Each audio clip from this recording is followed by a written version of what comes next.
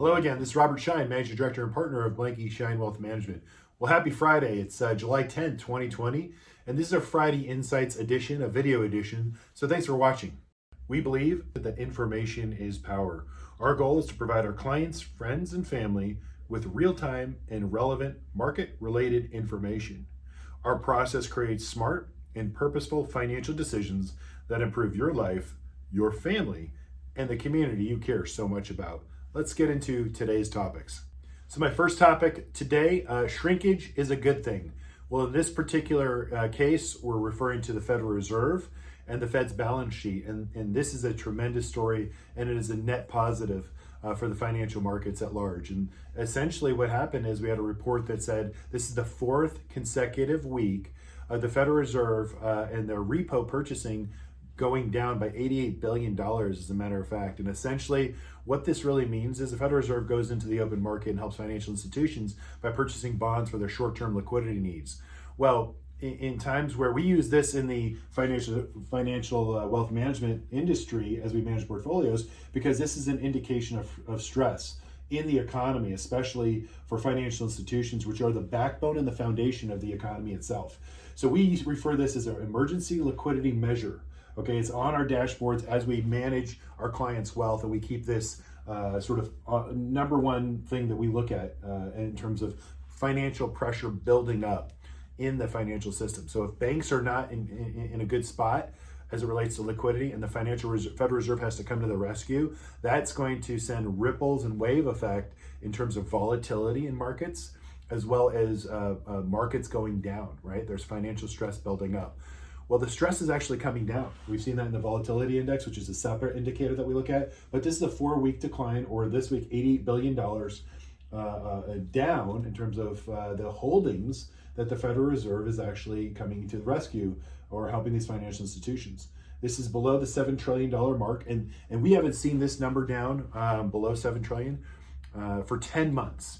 So obviously we had a peak in March in the height of the COVID pandemic, and financial institutions were stressed at that moment. But again, I keep bringing to the forefront, they weren't as stressed as they were in 2008, 2009. So financially speaking, the US banking system was in a tremendous strength position to take on this sort of short-term stress, as well as the Federal Reserve's fiscal and monetary policies, quick action, and their strength together to provide confidence in the marketplace. And I'll get to that in a later topic, but regardless, this is a trend that is our friend as it relates to financial markets. We use this as emergency liquidity measure, stress within the U.S. economy.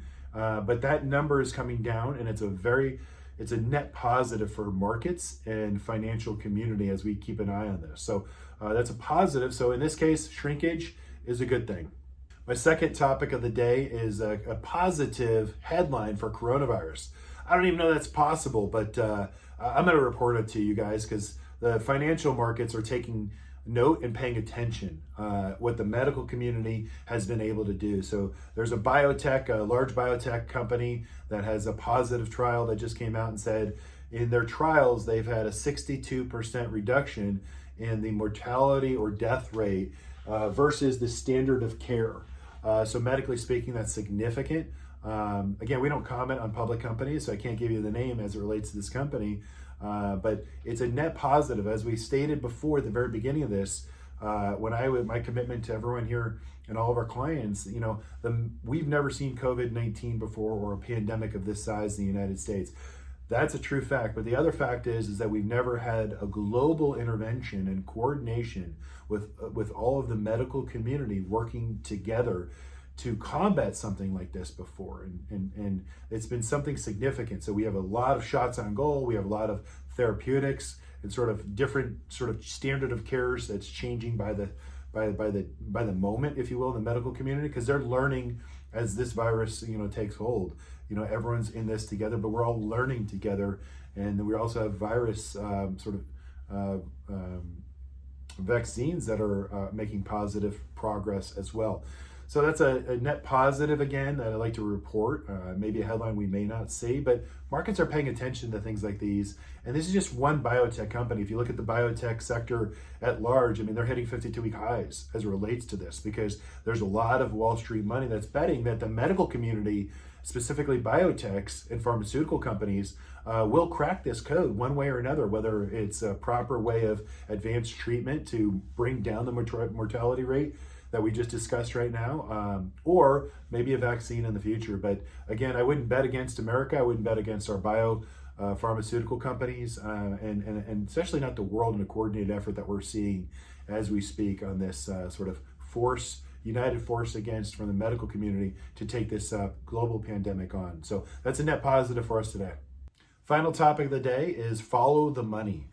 I bring this to the forefront as we watch this in Blanke, Schein Wealth Management, sort of the flow of money as it relates to sort of net inflows or net outflows. That gives us an indication, and that's big money that's moving, whether it's Federal Reserve moving into investment grade corporates or all the way down the scale of corporate credit, as they are and they have been, which is a new sort of tool that they used through this pandemic, or institutions, money management firms moving money and capital and investing. So we're seeing anything from the fixed income markets to the equity markets see both net inflows on both sides of the scale. That doesn't mean the indice or the index itself is up for that week, but it just shows that there's a positive movement in cash flow. Why is this the case? Well, one of the reasons could be underlying is that cash is paying zero, right? Cash at the bank and cash in hand, aside from a money market that we can pick up a little bit extra basis points on our money.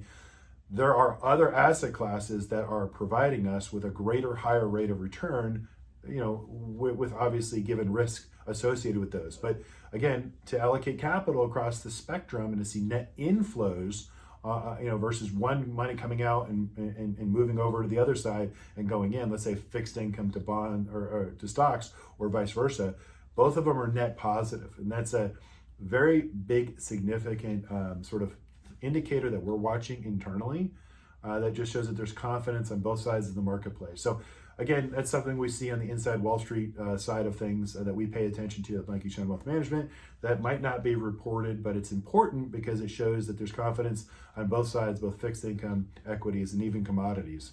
So all asset classes received a net increase inflow. And again, follow the money because it always tells you a lot. So thanks for watching today. Again, don't forget, July 15th at 10 a.m. Pacific Standard Time. Please register for our 2020 mid-year outlook. And thanks for watching. Have a great weekend.